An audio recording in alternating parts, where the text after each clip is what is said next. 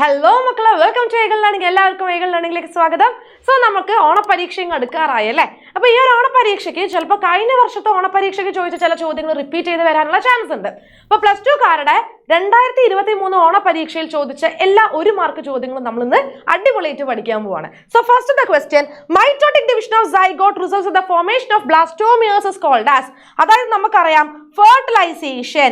ഈ ഫെർട്ടിലൈസേഷൻ നടന്നു കഴിഞ്ഞാൽ ഉണ്ടാകുന്നത് ഒരു ഡിപ്ലോയിഡ് സൈഗോട്ട് ആണ് അല്ലെ.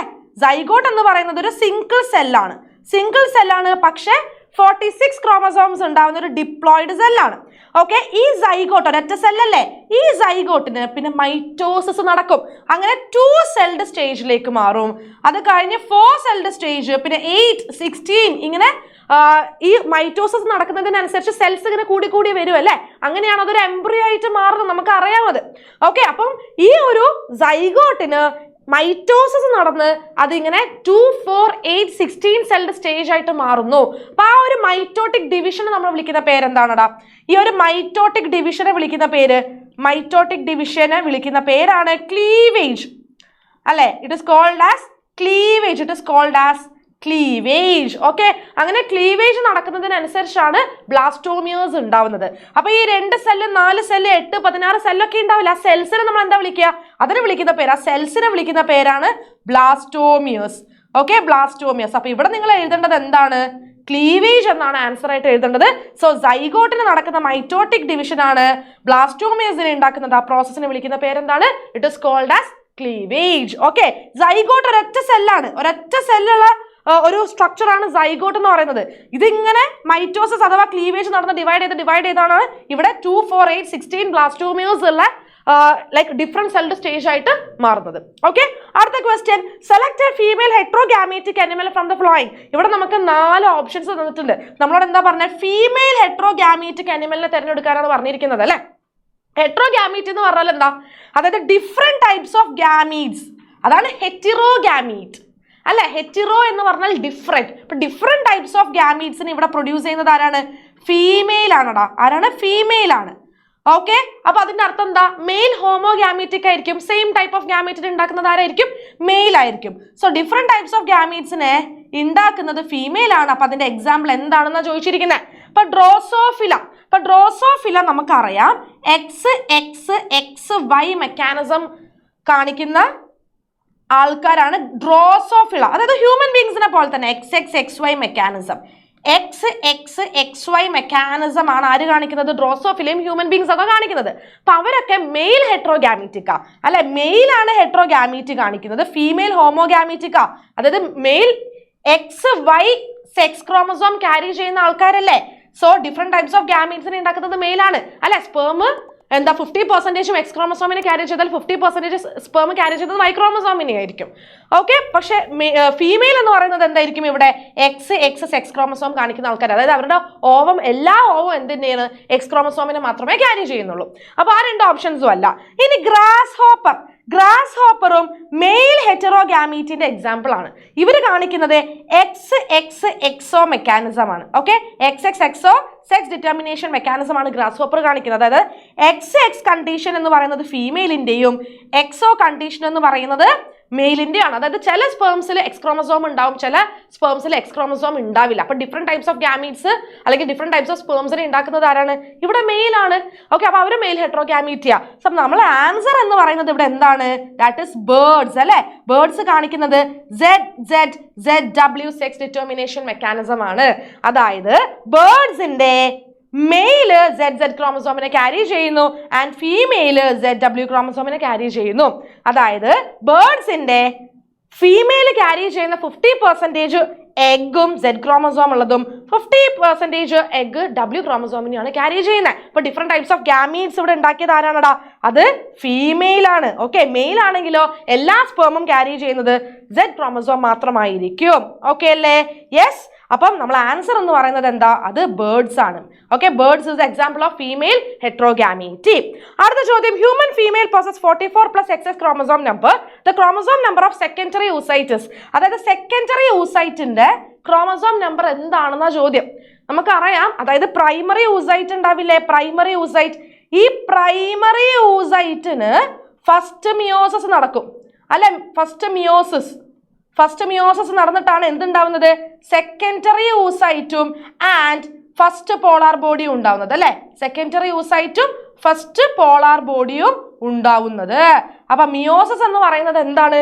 Reduction division. അത് നമുക്കറിയാം. മിയോസിസ് എന്താണ്? റിഡക്ഷൻ ഡിവിഷൻ ആണ്. ഈ പ്രൈമറി oocyte ഡിപ്ലോയിഡ് കണ്ടീഷനാണ് അല്ലെ? ഈ പ്രൈമറി oocyte മിയോസിസ് നടന്നു, ക്രോമസോം നമ്പർ 1/2 ആയി. അപ്പൊ ഉണ്ടാവുന്ന ഡോട്ടർ സെൽസ് ഹാപ്ലോയിഡ് ആയിരിക്കും. അതായത് സെക്കൻഡറി oocyte ഹാപ്ലോയിഡ് ആയിരിക്കും ആൻഡ് ഓൾസോ പോളാർ ബോഡിയും ഹാപ്ലോയിഡ് ആയിരിക്കും. ഓക്കെ, അപ്പൊ സെക്കൻഡറി oocyte ക്രോമസോം നമ്പർ എന്താണ്? നേരെ 1/2 ആക്കുക. പ്രൈമറി oocyte 44 + XX അല്ലേ? അങ്ങനെയാണെങ്കിൽ secondary oocyte that is 22 + X. Okay, അപ്പൊ 22 + X ആണ് right answer. Find out the odd one from the following. Write the reason. നമുക്ക് ഇവിടെ 4 ഓപ്ഷൻസ് തന്നിട്ടുണ്ട്. Copper T, copper 7, LNG 20 and multi load 375. ഇതിൽ copper T, copper 7 and multi load 375 ഇത് മൂന്നും എന്താണ്? എല്ലാം IUDs ആ.